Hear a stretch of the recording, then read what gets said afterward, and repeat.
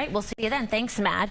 Well, as the kids head back to school, they might obviously be a little bit nervous. Jitters and anxiety can last though longer than just that first day back to class. Returning to busy, sometimes hectic school routines can carry a lot of stress for a child, just like starting a new job can for an adult. And joining us now with some very helpful tips right now to ease this transition is Dr. Jan Neese, child psychologist at Children's Hospital. Dr. Neese, so good to see you. Thanks. Good to be back. You know, this is a little bit of an anxious or nervous time of the year for a lot of families out there, and I think the key word is families. A lot of it starts with the parents. What advice do you have for us parents tonight? I think first of all is to manage our own anxiety as adults. It's very common to be scared for your child, especially if they're making a big transition like into kindergarten or sixth grade. But it's really important for us to let them overhear us talking about how confident we are in them, talking about brave things that they've done. And when kids express their concerns to us, we need to express our confidence in them and curiosity about, well, how do you think you might handle that?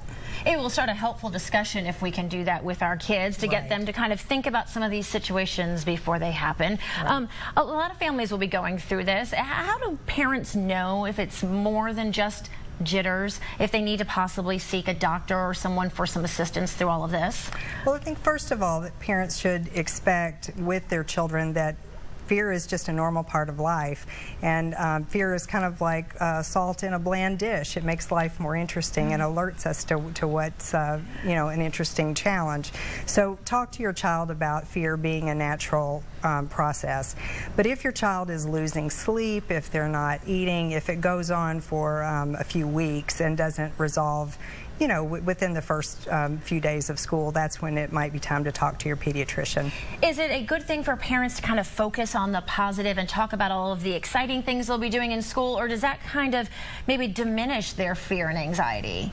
I think it's good to anticipate with your child what are going to be some of the fun things that are happening, and again, just having that spirit of confidence and curiosity, not going overboard on reassurance and comfort. As much as we want to do those things, too much reassurance and comforting actually reinforces the child's fear. Oh, that's a good point for a lot of us to listen to. One last question here, because I know I'm hearing about this in my mom's circles out there.